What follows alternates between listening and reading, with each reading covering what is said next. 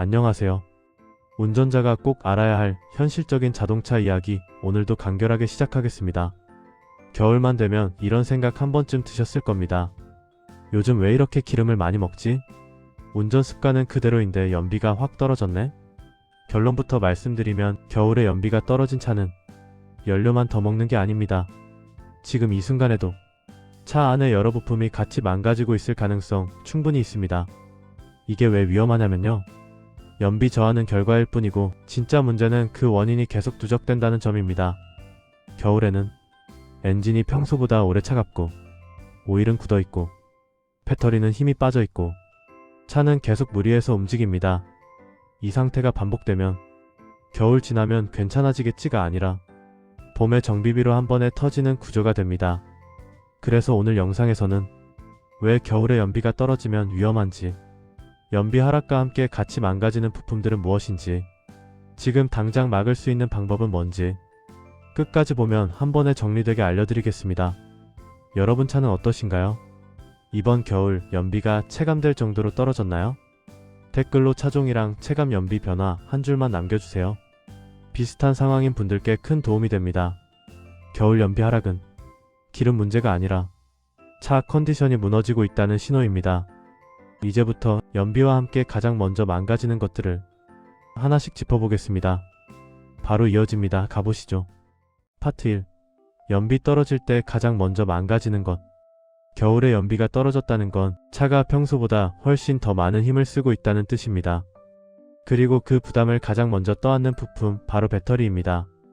겨울철 배터리는요, 온도 때문에 출력이 떨어지고 충전 속도는 느려지고 시동 한 번 걸 때마다 체력이 크게 소모됩니다. 그런데 연비까지 떨어졌다는 건 시동 시간은 길어지고 엔진이 안정되기 전까지 배터리가 계속 혹사당하고 있다는 의미입니다. 특히 짧은 거리 위주 운전 5분, 10분 시동 끄고 켜기 반복하시는 분들, 연비 하락과 배터리 수명 단축, 이 조합이 가장 빠르게 옵니다. 이때 흔히 나오는 증상이 있습니다. 시동이 평소보다 둔하다. 계기판 불이 순간적으로 약해진다. 오디오 히터 반응이 늦다. 이걸 두고 날이 추워서 그렇겠지 하고 넘기면 배터리는 예고 없이 갑니다. 그리고 더 무서운 건요.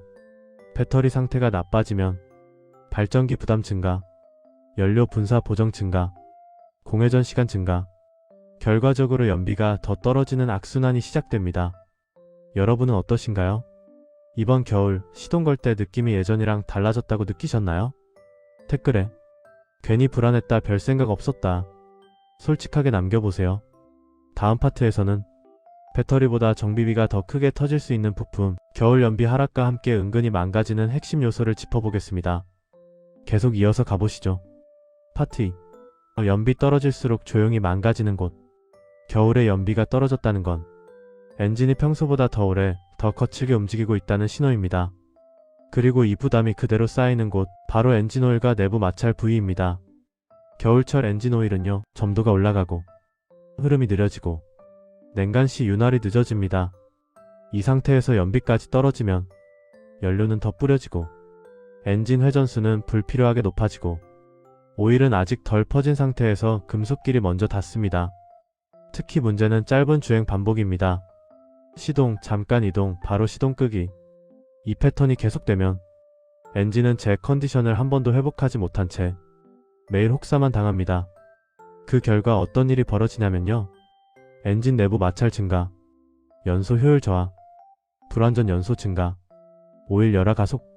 이건 단순히 연비가 안 나오는 문제가 아니라 엔진 수명을 깎아먹는 구조입니다. 그런데 더 무서운 건 이 과정이 소리도 없이 진행된다는 점입니다. 경보등도 안 뜨고 체감도 애매해서 대부분은 그냥 넘깁니다. 그러다 봄쯤 되면 엔진 소리가 거칠어진 것 같다, 차가 예전 같지 않다, 이런 말이 나오기 시작합니다. 겨울 연비 하락은 엔진이 이미 비효율 상태로 굳어가고 있다는 신호입니다. 여기까지는 아직 느리게 망가지는 단계입니다. 하지만 다음 파트부터는 체감 고장과 정비비가 바로 나오는 영역으로 넘어갑니다. 이어서 계속 가보시죠. 파트 3. 연비 하락이 계속되면 결국 터지는 곳. 겨울에 연비가 떨어진 상태로 운전을 계속하면 엔진 다음으로 타격을 받는 곳이 있습니다. 바로 배기계통, 그 중에서도 TPF와 촉매 시스템입니다. 연비가 안 나온다는 건 연료가 더 많이 분사되고 불완전 연소가 늘어나고 그 찌꺼기가 그대로 배기로 넘어간다는 뜻입니다. 이게 겨울이랑 만나면 문제가 커집니다. 엔진 온도는 늦게 오르고 주행거리는 짧고 배기는 충분히 뜨거워질 시간이 없습니다. 특히 디젤 차량이나 직분사 가솔린 차량의 경우 이 조건이 겹치면 TPF 재생 실패, 촉매 효율 저하, 배합 상승, 이 순서로 문제가 진행됩니다. 문제는 체감입니다.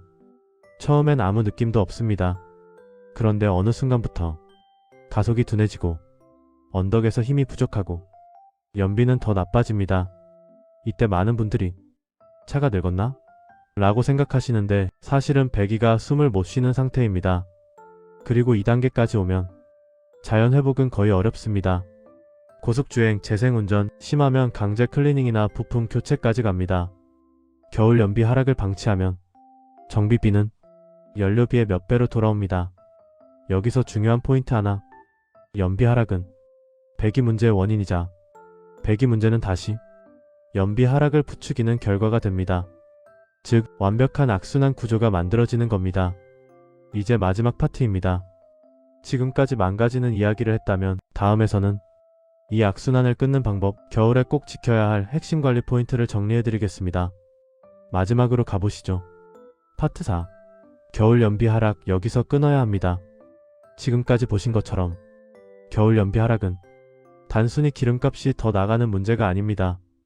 배터리는 약해지고 엔진은 비효율 상태로 굳고 배기계통은 점점 막히고 결국 차 전체 컨디션이 동시에 무너지는 출발점이 됩니다. 하지만 다행히 이 악순환은 운전 습관 몇 가지만 바꿔도 충분히 끊을 수 있습니다. 첫 번째, 시동 직후 바로 출발하지 마세요. 30초에서 1분만 기다려도 오일 순환과 연료 분사 안정성이 크게 달라집니다. 이 짧은 시간이 엔진 마모를 확 줄여줍니다. 두 번째, 짧은 주행만 반복하지 마세요.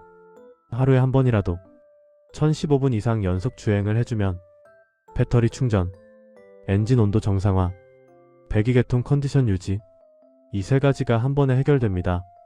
세 번째, 연비 떨어졌다는 느낌이 들면 점검 신호로 받아들이세요. 연비 체감 변화는 차가 보내는 가장 빠른 구조 신호입니다. 이때 관리하면 큰 고장까지 가지 않습니다. 겨울 연비 하락은 고장이 아니라 고장 직전 알림입니다.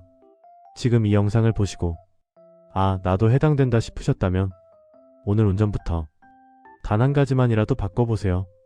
차는 생각보다 정직하게 반응합니다. 마지막으로 정리하겠습니다. 겨울에 연비가 떨어졌다면 운전자가 잘못해서가 아닙니다. 계절과 조건이 그렇게 만드는 겁니다. 중요한 건 그걸 방치하느냐 아니면 이해하고 관리하느냐입니다. 앞으로도 막연한 상식이 아니라 실제로 도움이 되는 이야기, 차를 오래 안전하게 타는 데 필요한 더 다양하고 알찬 자동차 지식으로 계속해서 찾아오겠습니다. 영상이 도움이 되셨다면 구독, 좋아요, 알림 설정 한 번씩만 눌러주세요. 콘텐츠를 만드는데 큰 힘이 됩니다. 오늘도 안전운전하시고 겨울길에서는 차보다 한 박자 여유있게 달리시길 바랍니다. 오늘도 영상 끝까지 시청해주셔서 감사합니다.